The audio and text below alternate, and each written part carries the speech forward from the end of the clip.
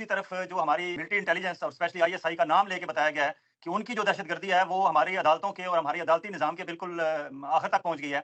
और अभी जो इस्लामाबाद हाई कोर्ट के 6 सीनियर तरीन जज साहबान ने जो लेटर लिखा है, उस पे आप क्या कहते हैं सर? उन्होंने तो कुछ नहीं छोड़ा इस्लामाबाद हाई कोर्ट के चीफ जस्टिस के पल्ले, हमारे chief justice of Pakistan Qazi Faez ईसा साहब के पल्ले और हमारे अदलिया के सिस्टम को बिल्कुल बेनकाब कर दिया है उस एक लेटर ने सर।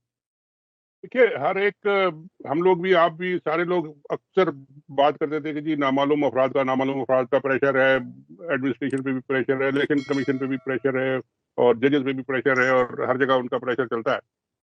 अगर अब जो बड़ा एक ये जजेस ने मिल के एक जो लेटर दिया है उसमें बाकायदा नाम दिया है, ये पहली दफा उन्होंने बाकायदा पिन पॉइंट किया है कि जी ये नामालूम अफराद को हम बताते हैं कि ये कौन से मालूम अफराद हैं बिल्कुल। और ये लोग हैं, इन्होंने ये किया, आईएसआई वालों ने ये किया, फलाने ने ये किया, उसकी डेट दी, उन्होंने टाइम दिए, उन्होंने इंसिडेंट्स बताए और उनसे कहा कि जी ये प्रेशर हम काजी फायज ईसा साहब के जी हम बताएं हम क्या करें इस प्रेशर में, हम या तो लेट जाएं या फिर हम कुछ आप करेंगे कुछ ये। और जो उन्होंने सोल्यूशन दिया है वो भी बड़ा जबरदस्त है। उन्होंने कहा कि जी खाली हमने नहीं है, ये पूरे पाकिस्तान भर से। पाकिस्तान की जो हाई कोर्ट और जो जजेस हैं उन सबको ये प्रॉब्लम है, तो आप एक सबका कन्वेंशन बुलाएं, उसमें सब बैठ के बात करें बिल्कुल। कि ये क्या हो रहा है? क्या हो रहा है और इसका क्या करना है। हमने जुडिशरी एज जुडिशरी खड़ा रहना है या हमने जो वो कहेंगे वो करेंगे, तो फिर नामालूम हाई कोर्ट कर दें उसको, ये भी कर दें और क्या करें। तो वो जजेस उसमें बड़े ऑनरेबल और मजबूत जजेस हैं और उन्होंने जो कुछ लिखा है बड़ा जबरदस्त लिखा है और ये मेरा ख्याल है एक हमारी जुडिशियल हिस्ट्री में एक इम्पोर्टेंट मोमेंट है ये, कि अब असल में उन्होंने ऑन द स्पॉट डाल दिया है काजी फायज ईसा साहब को जी। कि वो क्या करते हैं। और वो और इन एक तो उनको डाल दिया, दूसरे बाकी जितनी हाई कोर्ट के जजेस हैं जो जहाँ पे इंडिपेंडेंट जजेस भी हैं बहुत सारे, वो भी अब इनकरेज होके तो वो भी कुछ इनके साथ सॉलिडारिटी और करके तो वो भी आगे आएंगे और वो भी बताएंगे आके। तो अगर ये कोई कन्वेंशन वगैरह कोई इस तरह का हो गया, मुझे नहीं लगता होगा। काजी फायज साहब तो अपनी एक्सटेंशन के लिए इंतजार कर रहे हैं, उससे पहले मेरा ख्याल है वो कोई काम नहीं करेंगे। जी। तो वो एक्सटेंशन जब तक उनको नहीं मिलती और उसमें मसले जाहिर है बहुत बड़े बड़े मसले हैं, आइन की तरमीम करनी है, उससे पहले उनको एक्सटेंशन नहीं मिल सकती। तो वो लंबा एक प्रॉब्लम लंबा भी खिंच सकता है कि जो वो बैठ जाए उसमें हर ऐसी चीज में वो जाके सो जाते हैं अपना लेके घर जाके। तो अगर ये इस पे भी बैठ गए, मगर ये जजेस जो है अब इनका एक बड़ा मसला ही हो गया है कि अब ये 6 जजेस हैं, मेरा ख्याल है टोटल 7 या 8 जजेस हैं इस्लामाबाद हाई कोर्ट में, और 6 ने लिख दिया और एक जज साहब जो है वो चीफ जस्टिस साहब, तो वो तो मालूम है कि जी वो किसकी तरफ है, तो उनको तो उन्होंने लेटर लिखा है। और बेसिकली दूसरा उनके उन्हीं खिलाफ के खिलाफ, बेसिकली अदम एतमाद है। जी। और एक मियां गुल साहब जो हसन है अरग वो, के। जी जी, वो उन्होंने वो भी इनके हमख्याल हैं। वो इसमें इनके शामिल हमका इसलिए नहीं हुए कि कल एक केस की हियरिंग है जिसमें उन्होंने आमिर फारूक के साथ बैठना है और वो इमरान खान के अच्छा, बारे में केस है। अगर वो आज ये लिख देते तो कल उसमें बैठ भी नहीं सकते थे। तो ठीक है, फिर मतलब है कि ये तो फिर पूरा नो कॉन्फिडेंस हो गया ना, पूरी की पूरी हाई कोर्ट ने अपने चीफ के खिलाफ कर दिया। अब इस तरह की सिचुएशन हो तो या तो चीफ जाता है या फिर कोई और इंटरवीन करता है या सुप्रीम कोर्ट इंटरवीन करेगा, भाई ये क्या हो रहा है। और अब हाई कोर्ट में, इस्लामाबाद हाई कोर्ट में होगा क्या। बिल्कुल सही। अब कल से जो केसेस आएंगे वो खाली सारे केसेस चीफ जस्टिस साहब सुनेंगे और वो ये बाकी सब जज घर बैठे रहेंगे, ये तो नहीं बिल्कुल, हो सकता। तो बिल्कुल। ये एक बड़ा क्राइसिस भी डेवलप हो सकता है कि जी आपने अगर इस्लामाबाद हाईकोर्ट को बंद करना है तो फिर आप एक अकेली वन मैन कोर्ट लगा के तो चलाते रहे उसको, वरना तो फिर इनको अगर आप इन्वॉल्व करेंगे तो इनके पहले जो सवालात हैं इनके जवाब दे, वरना तो हर जो भी वो जजमेंट देंगे उसमें ये आएगा कि जी पीछे से नामालूम अफराद का प्रेशर आ गया तो हम क्या करें, हमारे पीछे कोई खड़ा होने वाला है ही नहीं। और काजी साहब तो है वो, उनसे तो कोई उम्मीद है नहीं। तो अब उन्होंने पब्लिकली, असल में ये सारी बातें होती है अंदर अंदर होती है, प्राइवेटली बातें होती है, मीटिंगें भी होती है, मीटिंगें हुई भी है, उन्होंने लिखा भी है कि मीटिंगें भी हुई है, हमने लिखा भी है पहले प्राइवेटली। अब ये सारा कुछ जो पब्लिक में आया है ना, इसका इंपॉर्टेंस तो ज्यादा है और इस पे पॉलिटिकल पार्टी का क्या रिएक्शन होता है पाकिस्तान में, कि पीटीआई क्या कहती है, बाकी पार्टीज क्या कहती हैं, और जुडिशरी के लिए कोई वकील क्या कहते हैं, बार एसोसिएशन सबसे ज्यादा इंपॉर्टेंट है, वो क्या कहती है। यानी ये एक बड़ा क्राइसिस बन सकता है और इसके बाद इसका कोई ना कोई हल निकालना पड़ेगा इनको भी और एस्टेब्लिशमेंट को भी। या तो वो पीछे हटे या नहीं हटे, तो फिर इनको कोई निकालना पड़ेगा। तो ये एक बड़ा क्राइसिस वाली सिचुएशन बनेगी।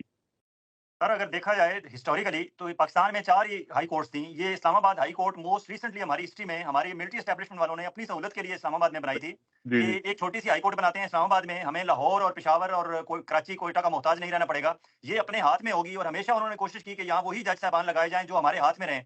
और ये अचानक एकदम 6 आउट ऑफ 7 अगर उनके खिलाफ लिख के आ गए हैं और 7वें जो हैं वो भी किसी मजबूरी से नहीं है, अदरवाइज़ ज़हनी तौर पर वो भी इनके साथ ही हैं। अगर जी इतना बड़ा रिवोल्ट हो गया है और वो जो हर मामले में नामालूम अफराद आ जाते थे, हर मामले को वही अपनी मर्ज़ी से कर लेते थे, अब तो उन्हें उन्हें बैक फुट पे कर दिया है। अब तो यहाँ नामालूम अफराद आके इस मामले पे मिट्टी भी नहीं डाल सकते। तो इस मौजूदा सूरत हाल में तो इस्लामाबाद के चीफ जस्टिस के अलावा काजी फायज ईसा साहब को भी अगर वो अपने गिरबान में झांके तो उन्हें भी इस्तीफा देना बनता है इस वक्त, क्योंकि पाकिस्तान का पूरा अदालती निजाम बेनकाब कर दिया है इस एक लेटर ने। सर उन्होंने तो लिख दिया और आउट भी हो गया, लेकिन सवाल ये कि क्या नामालूम अफराद रुक जाएंगे? अगर रुक जाएं तो फिर तो कोई असर हो इस लेटर का। अगर वो वही करते रहे और इसी तरह की वो कार्रवाई करते रहे और इसी तरह जज हजरात जो है वो शिकायतें करते रहे, तो फिर तो ये मामला कहीं ना कहीं जाके डेडलॉक हो जाएगा। और इस्लामाबाद हाई कोर्ट का रुकने का मतलब ये है कि आप फिर पूरे मुल्क के हाई कोर्ट और पूरे वकील और पूरी बार्स और पूरी पॉलिटिकल लीडर्स और सबको आप जो आपका जो इंटरनेशनल जो आपको वॉच करते हैं, वो अभी मैं सुन रहा था कि स्टेट डिपार्टमेंट में भी किसी ने पूछ लिया कि भाई ये सुप्रीम 6 जजेस ने लिखा है, बड़ी इंपॉर्टेंट बात है। उन्होंने कहा कि आप, उन्होंने कहा जी हमने देख लिया लेकिन अभी पढ़ा नहीं है, जवाब हम देंगे, कल देंगे शायद जब भी पूछेगा कोई। तो बहरहाल ये कि एक बहुत बड़ा ये एक उन्होंने स्टेप लिया है और इसमें जो जजेस बैठे हैं बड़े ऑनरेबल बहादुर जज हैं, उन्होंने ये लिया है। और अब आप इनके खिलाफ कोई इकट्ठा ये भी नहीं कर सकते कि किसी को पकड़ के ले जाए और उठा ले और नामालूम कर दें उसको, ऐसा नहीं हो सकता। सर उन्होंने जो उसमें प्रूफ दिए हैं, उन्होंने कहा 2023 में इस्लामाबाद के एक हाई कोर्ट के जज को के बरादरी निस्बती को अगवा किया इन्होंने, आईएसआई ऑपरेटिव्स ने मुसल्लह अफराद थे, अगवा करके ले गए, उसे इलेक्ट्रिक शॉक लगाया उन्होंने और उसकी वीडियो बनाने पे उसे मजबूर किया। और ये बात जो है ये इतना बड़ा इल्जाम है, इस पे तो हमारे डीजी आईएसआई साहब को अरशद शरीफ के कत्ल के केस में सिर्फ उन पे शुबा जाहिर किया गया था, तो वो अगले रोज प्रेस कॉन्फ्रेंस करने आ गए थे। अब जबकि इस्लामाबाद हाई कोर्ट के 6 जजेस ये स्टेटमेंट दे रहे हैं कि हमारे बरादरी निस्बती को अगवा किया गया, उसे इलेक्ट्रिक शॉक लगाए गए और उससे वीडियो बनवाई गई उसकी। तो ये अब अगर डीजीआईएसआई नहीं आएंगे सामने, अगर नहीं आएंगे तो क्या वो अपनी पोस्ट पे रहने के अहल हैं? देखिए ये खाली इतना नहीं कहा उन्होंने कि ये सब कुछ किया गया, उसमें ये भी कहा कि जब उनसे पूछा गया कि जी वो कौन लोग थे, तो उन्होंने माना कि जी हम आईएसआई के लोग हैं। ये भी लिखा हुआ है उसमें जी कि ये सब कुछ आईएसआई वालों ने माना कि जी हम आईएसआई के हैं और हम ये कर रहे हैं। तो ये बात तो वहां खुली जाके, वरना नामालूम ही रहते, पता नहीं कौन थे जी, हमें क्या पता कौन थे। बिल्कुल। मगर ये अब जब खुल गया सारा और इस लेवल पे खुला है कि जी 6 जज हाई कोर्ट के जब वो लिख के दे रहे हैं और सुप्रीम कोर्ट में वो जुडिशियल काउंसिल को भेज रहे हैं, तो अब इससे बचना और यानी कुछ ना कुछ इनको करना पड़ेगा। और जिस पे इल्जाम लगा है उसको या तो अपनी सफाई पेश करने के लिए या कोई कोई अपना वो बताएंगे कि जो अंदर चीफ जस्टिस साहब जो हमारे हैं काजी ईसा साहब, अब अगर वो इसको लेके बैठ गए कि जी जब तक मेरी एक्सटेंशन नहीं होगी मैं इस पर कुछ नहीं करूंगा, तो फिर तो अल्लाह हाफिज मुल्क का भी और जुडिशरी का भी और वकीलों का भी और सियासतदानों का भी और जमहूरियत का भी। वो तो जैसे हो गया, अल्लाह हाफिज आपने खुद ही देख लिया कि क्या हालत हो गई है। और अगर अभी अगर कुछ नहीं हुआ तो फिर काजी फाइज साहब जो है ना, he will be the 1% responsible for entire mess, सारे मेस के वो रिस्पॉन्सिबल। सारी सूरत हाल को अगर देखा जाए तो इमरान खान के खिलाफ जितने केसेस थे, चाहे तोशा खाना केस था, चाहे साइफर केस था, चाहे इद्दत वाला था, चाहे वो टिरियान वाला केस था, जितने केसेस थे वो इस्लामाबाद हाई कोर्ट से मैनिपुलेट किए जा रहे थे। तो इस सिर्फ एक लेटर की वजह से इमरान खान के खिलाफ जितनी अब तक अदालती कार्रवाई हुई है सारी मशकूक नल एंड वाइड हो गई है। अगर इखलाकी तौर पर देखा जाए तो उसका क्या होगा सर? अब या तो कोई खोले ना कि जी आप, या तो इनको बुलाएं कि जी आप जरा बताएं कि जी कौन कौन से केसेस में किस किस जज पे कौन कौन आया था, या इंडिविजुअल इन्वेस्टिगेशन अगर हो। ये तो एक उन्होंने जो 2-4 केसेस उनके पास आए थे वो उन्होंने मेंशन कर दिए, लेकिन हर जज की अलग स्टोरी है। जब ये साइन कर रहे हैं वो, तो उनके पास अलग अलग बेशुमार स्टोरीज होंगे कि जी मेरे पास कौन लोग आए, किस लेवल पे आए, सेक्टर इंचार्ज आया, एसआई के चीफ आए, डिप्टी चीफ आए, कौन है, उन्होंने क्या कहा, क्या धमकी दी, क्या नहीं दी, ये तो सारा कुछ वो बताएंगे फिर।